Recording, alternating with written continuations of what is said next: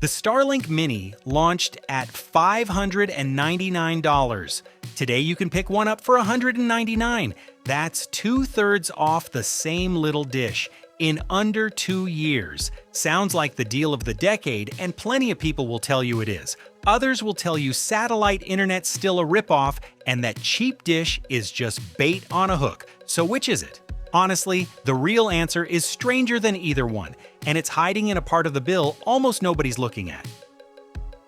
Think about where you'd actually need one of these.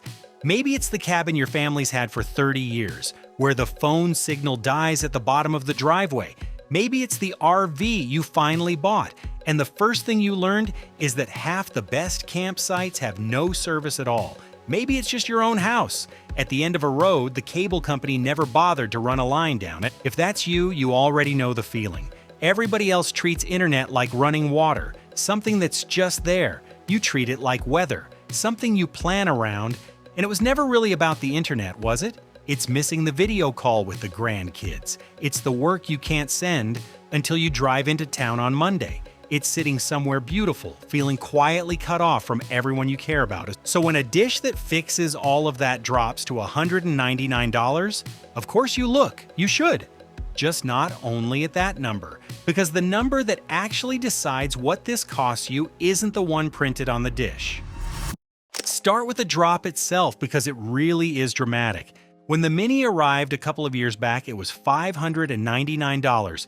By the start of this year, it was down around $250. Now it's $199. One honest note before we go further. Check that number at checkout for your own address because Starlink moves it around by region and by promotion, and you'll still find $249 quoted in plenty of places. The direction is what matters here, and the direction is straight down. Now, if you've been here before, you already know what the Mini is. We did the full walkthrough, and it's still up, so I'll point you to it at the end. Short version for anyone new. It's a portable dish about the size of a laptop that pulls real internet out of the sky almost anywhere you can see it. No cable, no technician, no contract. You set it up yourself in about 15 minutes.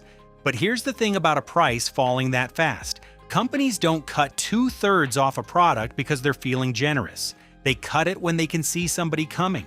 Not a sale, a defense. So that's the first line of the board. The dish got cheaper, and that part is completely real. The question is who made it happen and what they got in return. The name pushing that price down is one you already know, Amazon. For years, Starlink had this corner of the market more or less to itself. If you wanted a small portable dish that pulled internet from space, the Mini was the only serious option going. And when you're the only option, you don't have to be cheap. That's ending. Amazon's been quietly building its own satellite network, and this summer it crossed the point where it has enough satellites up there to start switching service on. It's also putting together a small portable dish of its own called the Leo Nano, aimed at exactly the same person. The traveler, the cabin, the van, same job, same customer. Now, I'm going to be careful here because this is where these videos usually start guessing. Amazon hasn't published a price for any of it. Not for the dish, not for the monthly service. What we know is that Amazon's own stated target for its terminals is under $400, and that a company which built its whole reputation on undercutting everybody else is unlikely to arrive quietly. That's a reasonable expectation. It is not a confirmed number, and I'm not going to dress it up as one. But Starlink doesn't need Amazon's price list to react. It can see the same thing you can. So it starts cutting early to lock people in before the rival ever shows up. And that's how a price war actually begins. Not with a bang, with a quiet run of cuts, months before anybody ships a thing. So that's the second line of the board. The reason the dish got cheaper is competition, and it's arriving whether Amazon's ready or not. Which brings us to the part I actually want you to see, because when a company cuts one price to defend itself, it usually goes looking for that money somewhere else. And Starlink did exactly that this summer in a place most people never checked. Here's where these videos usually lie to you, and I'm not going to. Everyone's been celebrating the dish getting cheaper. Almost nobody mentioned what happened on the 18th of June this year when Starlink raised the price of the service itself, $5 to $10 a month across most of the residential and the roam plans. Read that twice because it's the whole video. The hardware went down, the monthly bill went up in the same year from the same company, and it didn't stop at the plans. Standby mode, the little feature that lets you pause your service and keep the account alive for a small fee, doubled. Check what it costs on the day you sign up because that one's moved recently too. And here's the tell that says everything.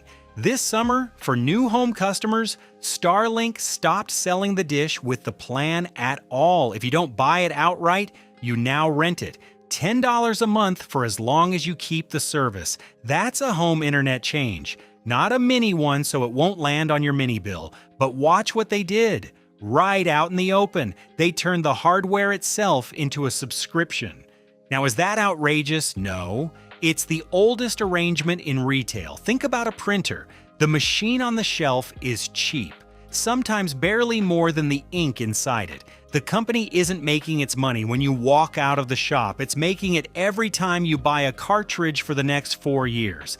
Same shape here. The dish is the printer. The monthly plan is the ink. So the honest version of this whole story is not the one in the headlines. It isn't that Starlink is getting cheaper. It's that the cost is moving off the thing you buy once and onto the thing you pay forever. And that matters far more than the sticker because you only pay the sticker one time. That's the third line of the board, and it's the line the price tag was hiding. So let's do the sum properly, the way you do it at your own kitchen table. The dish is $199 once, then the roam plan on top because the Mini is built to travel. The lighter plan, enough data for long weekends, runs around $55 a month. There's a middle tier around $80. And unlimited, for people genuinely living on the road, runs a good deal higher. And you'll want to check the exact figure at sign up because the sources don't even agree with each other on that one. I take the cheapest realistic setup. $199 for the dish plus $55 a month. That's $859 in your first year. And then year 2 arrives and the dish is already paid for, so it's $660. Year 3, $660. It doesn't stop because the part that keeps charging you was never the part on sale. That's the honest shape of it. You buy the dish once and you rent the connection forever. Now, for the right person, that's still a genuinely good trade. If you're at that cabin in that RV, at the end of that road, and your actual alternative is nothing at all, then $859 to be connected anywhere you can see the sky is a remarkable thing to be able to buy. It didn't exist a few years ago at any price. There's even a way to soften it. If you only need it 4 months a year, standby mode lets you park the account through the winter instead of canceling and starting over. But if you've got decent cable or fiber already running into your house, the falling dish price doesn't change your maths at all because you'd be adding that monthly plan on top of a bill you're already paying. Cheaper hardware doesn't turn this into something it was never built to be. That's the fourth line of the board. What it really costs once you count the part that repeats, which leaves one question worth answering. If the dish is still falling and the service is still climbing, where does that actually land? Here's what to actually keep an eye on, and all of it is public. Watch whether Amazon's small dish genuinely ships this year or quietly slides into next. That date is your best signal for whether the pressure on Starlink keeps building. And watch your own renewal. If the hardware keeps falling while the monthly keeps climbing, you'll know exactly which number the company actually cares about. You'll be reading it on your own statement before any of us report it. So, 3 honest lines. 1. The Mini really has fallen from $599 to $199, and competition from Amazon is the reason. 2. In the same year, the monthly service went up $5 to $10 and standby mode doubled. The cost didn't disappear. It moved from the thing you buy once to the thing you pay forever. 3. Counted properly, the cheapest realistic setup is about $859 in year 1 and about $660 every year after. For someone with no other option, that can still be the best money they spend. For someone with fiber already in the wall, it changes nothing. And I'm not going to tell you to buy it or skip it. That's your call.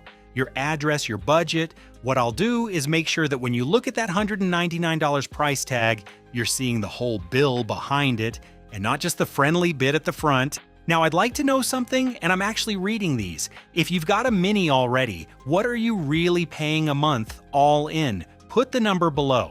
That's more useful to the next person watching than anything I can tell them. If you want the full walkthrough of what the Mini actually does, our first breakdown covers it start to finish, and it's on screen now.